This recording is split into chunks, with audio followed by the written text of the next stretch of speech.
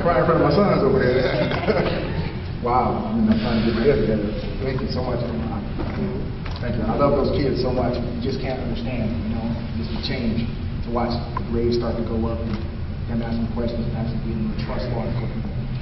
I have this relationship throughout the years with transitional housing, but in 2010, a gentleman who's not here by the name of Bert Barbaro and his another good friend, Jill's Helping Hands, came forward and said, hey, we got housing outside of Skid Row. If someone wants to rehabilitate outside of Skid Row, hey, that's their choice. Send them to us.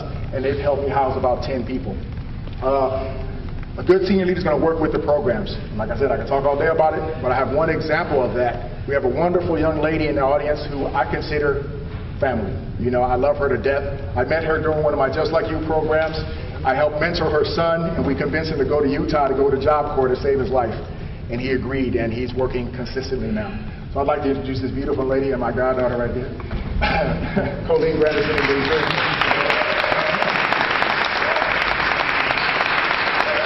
This is one of the most dedicated women I've ever seen. She lived at the Union Rescue Mission trying to raise her family. And I helped her get some housing outside of the area. So, a few years ago, I came to Union Rescue Mission, taking my son out of something that I felt was wrong. So we went down to Union Rescue Mission, and my son kept running away, Bishop, and he kept running away and kept running away. So one night, I decided to spend a night at the Sheraton Hotel. I said, okay, I'm gonna go spend a night out. That following morning, I could never forget that morning. So there was this big note, biggest day on the board at the Union Rescue Mission. Somebody called and said it was important. I said, okay. He said, do you have a son named Benjamin? I said, my son's name is Bishop, but his middle name is Benjamin. I said, yes. She said, he's been stabbed. I said, where is that? She said, General Hospital. It took me 30 minutes to get to General Hospital. So after that, basically, he came back to Union Rescue Mission, and he wanted to keep going out in the streets. Well, the lady's not here. Her name is Miss Carol Piker. I love her to death. She said, no, Colleen, I got a surprise for you. I said, okay, what is this surprise? She said, I'm going to stop your son from running out that street. I said, okay. I said, what's the surprise? Leave behold. Leave behold, okay? And he was no joke, okay? He come out there, he comes in the Union Rescue Mission. I said, what the heck is he gonna do? I want to see this mess. In the long run, my son finally convinced himself to go to Job Corps because of Joseph. He said, Mama, I really see what you was talking about. I don't want to be out in the streets no more. I want to have a job. And now he's working at Ralph Market, going to college.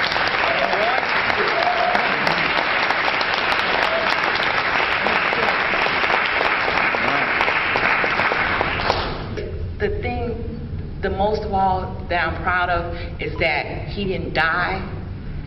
God spared his life. And I can wake up in the morning and hear my son's voice. And I can look at him and say, God, I did everything right, not wrong. And I'm proud of that. And I'm proud to know Officer Joseph. And every day I'm proud.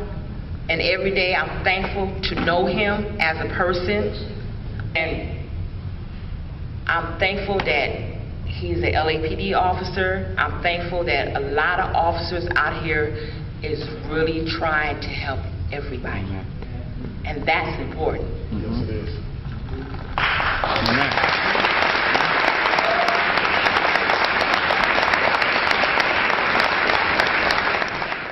This is what inspires me. Beautiful people like George back there, who's one of the bravest, boldest men I know, who does the best he can to keep SRO and the community safe.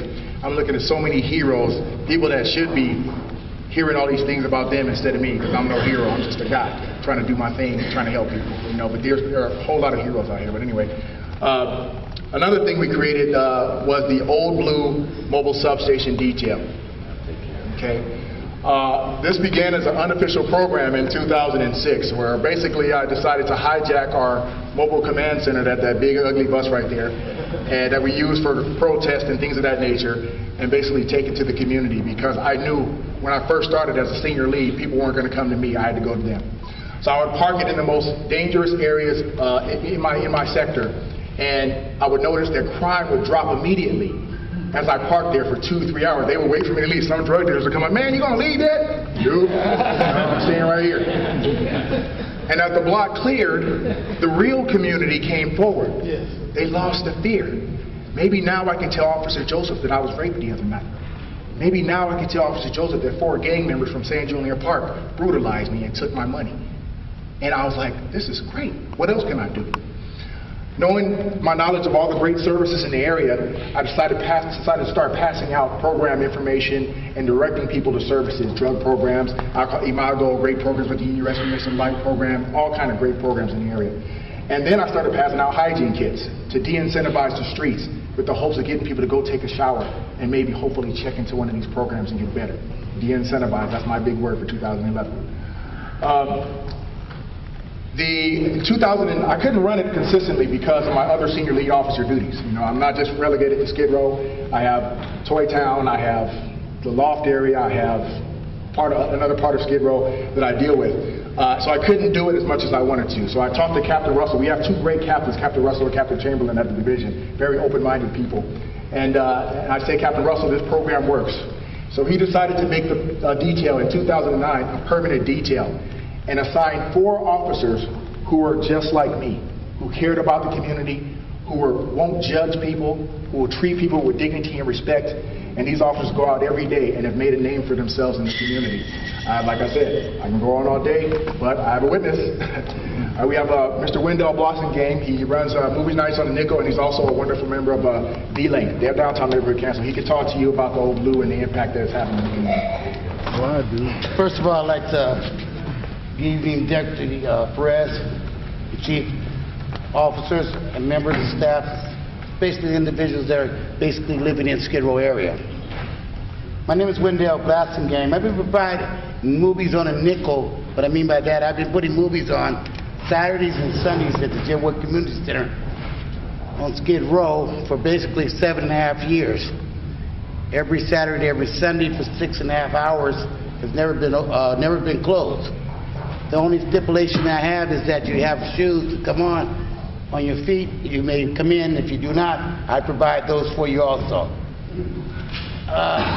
When I started this program on Saturday and Sunday, the crime rate was very high because the officers that are in that mobile unit, they normally get out and they interact with individuals that live in the area. I think that the foot patrol is the most basic element of teaching the individual that you have no fear with the police department. Knowing that Skid Row is basically 2/3 of them are from a penal system. You know, it's not a choice, it's an element that you're in, and everyone falls. Is how you get up from you falling, and the choice that you make. Now, these individuals that have been interacting with the people in Skid Row, not only do they supply them with, you say, hygiene, but the key thing they're supplying is residence.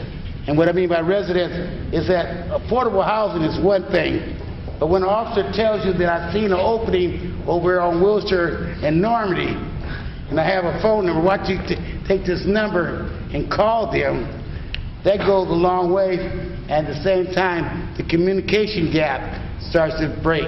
People are starting to communicate saying that if you need help, why don't you go to this officer? When you see that big mobile truck, he's not going to judge you, he's not going to arrest you, he's not going to give you a ticket, he's going to try to assist you if you have a problem. Wendell, take his hand. Take his hand.